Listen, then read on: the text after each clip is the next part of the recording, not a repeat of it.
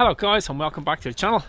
In today's video I'm going to go kind of a little bit off piece compared to what I usually do. You usually get me with my kind of running hat, my running clothes on. Today I'm talking more as a clinician, somebody who's worked in clinic for 20 years, treating people with all sorts of injuries and illnesses and different kind of presentations of pain. And yeah, I treat a lot of runners, I treat a lot of athletes, I treat a lot of triathletes, I treat lots of football players. And the thing that I want to talk about in today's video is something that's been on the rise over the last 10 years, but has definitely snowballed since the COVID pandemic, I think. And it's this idea, the pathologization of what's normal, or the medicalization of what's normal in your body. And what I mean by that is, you see it all the time, and I get it presents in clinic all the time, is people coming in assuming that they have some sort of a pathology or that they need some sort of a fix for something that's totally normal in their body, like totally normal. And it's this idea that people come into me and they go, you know, I was with a personal trainer this morning and they said I had a weak back and that's what's causing my back pain. Or I have a running coach and he said I've got this anterior pelvic tilt and that's what's causing my hip pain. Or there's hundreds of them, you know. I've got pain down the back of my leg and that's my sciatica, so I need to do some sort of exercise to fix that. And this idea that you can fix, or that you need fixing, it's just a bullshit idea. You hear people making references all the time that, like, they refer to the body as like being like a car. You know, you need to put in the same fuel. You wouldn't put crappy diesel into a Formula 1 car, but therefore you should be eating really well if you're training and whatnot. And the problem with all that is that we're not machines.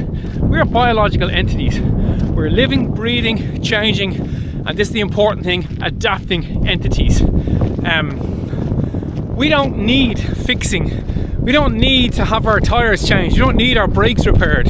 What we need and what we thrive on is the opposite to what cars or any sort of machines thrive on. Is we need to be used, we need to be pressed, we need to be stressed in a physical sense. The more stress and the more physical pressure you can put onto your body, the stronger it is, and therefore the longer it's going to last and the more healthy you're going to be. This idea that you need fixing all the time for any sort of ailments that you might pick up along the way is actually quite detrimental to a lot of people's training, a lot of people's happiness. Things like anterior pelvic tilt. Pelvises tilt all the time. When you're running uphill, your pelvis will tilt one way. When you're running downhill, it might tilt the other way. If you're going through a big massive training block and you're changing your size of your quads or the strength of your quads, your hamstrings, your calves, that might give a little bit of imbalance between your thigh muscles and your core muscles. Doesn't mean you have a weak core. Doesn't mean that weak core is causing you any sort of back pain or that it's bad. Doesn't mean that you need to download this prescriptive exercise routine because you need to fix your core because your back is sore. It's just, I think it's detrimental to people's health, like I said earlier. And this doesn't just go across for like running injuries and strains. Like, I see this thing all the time, and it's such a horrible thing I see online, is like people, influencers, reposting that exercise is the best form of, or is better. Exercise is better for you than antidepressants. You know, if you run, if you're depressed, then what you need to do is you need to run because running is better for you than antidepressants. No, it's not. It never was, and it never will be. Absolutely bullshit idea. And I saw a study just the other day. It was popped up online. It's like 30 men, or what was it? Like 50 men in their 30s were surveyed, and they found that having taken up running for like 21 days, they felt less depressed. No, they didn't. They felt happier. They were happier within themselves. Being happy is not the opposite of being depressed. You know, this idea that all you need to do to cure your depression is get yourself out there and lift some weights and do some running is terrible. It's not true. It'd be like going up to an alcoholic and saying, you know what, come down to the bar with me later, but you know, when we have a few beers, you just stop at 4 and you'll be grand. And then them going, oh, is that what it is? All right, sorry, all this time in my life I've been kind of struggling and ruining my life with this disease I have, but nobody told me to stop at 4. It's the same thing with telling people that they just need to exercise, or that exercise is a better form of antidepressants than actually taking antidepressants, particularly if they've been prescribed by a medical practitioner.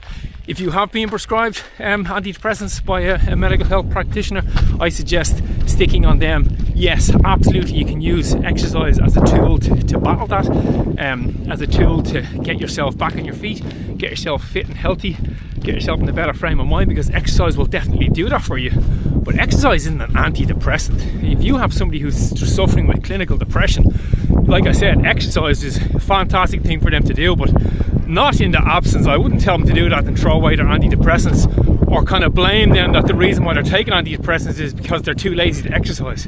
That's a horrible way to look at it. And there's zero evidence to back it up. In fact, quite the contrary, there's evidence, and I'll stick up a little slide here to show that exercise is not better for you than antidepressants if you suffer from depression. Yeah, so that's kind of my spiel on this. It's something that drives me mad. Like I said, I see it in clinic all the time. People coming in to me saying, you know, I'm training for this specific race and I've got this specific problem. It's like when you go through a training block for whatever race it is that you're doing, you will get pain, you will get abnormalities, you will get physical changes in your body, you'll get a whole host of things. That's totally normal, it's totally expected. The problem is that people think that when they get download a training program, it's that they should download it and to do what they can, or to do what they should do. But it's more important to look at it is do what you can do, or ask yourself, how much of this can I do? How much can my body go through these adaptations week on week? That will determine how much training you can do. Not, I want to run this race at this specific time, therefore I have to do all these specific workouts on these specific days, and just suck it up and do it. And if you don't do it, well then you're some sort of a weakling, or if you don't do it and you're getting down about it, well then you're just depressed and you need to run more. It's like, it's a very ingenuous and very unholistic way to look at it. The best way to look at your training plan is to think to yourself, what is it you can do week on week, and what is it your body can take? Not what is it you have to do in order to get this, is what is it you can do? What is the amount that you can do for your body to make those adaptations for you to get stronger? And if you pick up little aches and pains and niggles along the way, absolutely it's great coming to somebody like myself. I'm a manual therapist, I'm an osteopath. I treat people who have pain, but I try my best not to medicalize things, not to say stuff like you have this, putting a label on it, runner's knee, or you know, patellofemoral tendinopathy syndrome, or sciatica, or any of these labels that people put on these sort of conditions. When you're going through a training plan, shit happens, you know, things will hurt. That's just normal. You don't have to stick a label on it. You don't have to come and get a fix, you know. Come and get it managed. Go and speak to somebody who will help you manage it, who will help you navigate your way back to full health, who will help you navigate your way to enable to do those sessions and absorb whatever it is you need to do from those sessions. If the person is telling you that they need to fix you, that you need to do all this stuff in order to make it right, they're the wrong person for you. They're not keeping up with the most up-to-date research. And if they're telling you that you need to fix something, or that you should stop doing whatever it is you enjoy doing, particularly if it is something that you enjoy, well then that's probably really kind of ill-advised advice you're taking. I would always encourage my patients to keep running. There is only a very, very, very small amount of times where I tell people that they should stop running. I think the one that would spring to mind most would be if I queried that they might have some sort of a stress fracture. But apart from that, there isn't a whole lot of other stuff that I would do, or a whole lot of other things that would present in clinic.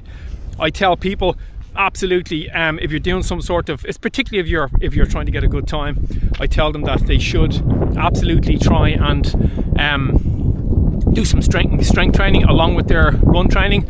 Or if they're a swimmer, you have to do some strength training, or to do some cross training. Same with running. If they're biking, to absolutely do some other sort of cross training, to do some stretching, do some yoga. Absolutely promote all that stuff. But this idea that when you do come up against a problem that you're fixed and you need to go and get it fixed, I've been a clinician for 20 years, and let me tell you guys, it's bullshit. And if you move away from that and you look at it as much more of a holistic approach and think about the overall big picture, I think you'll do yourself far better good than chasing around these symptoms on your body trying to find the quickest fix or the best person to give you the fix. It's all bullshit. Just take the advice that's outlined in this video and you'll do much better. Remember, in the meantime, run far, but most of all, run sensible.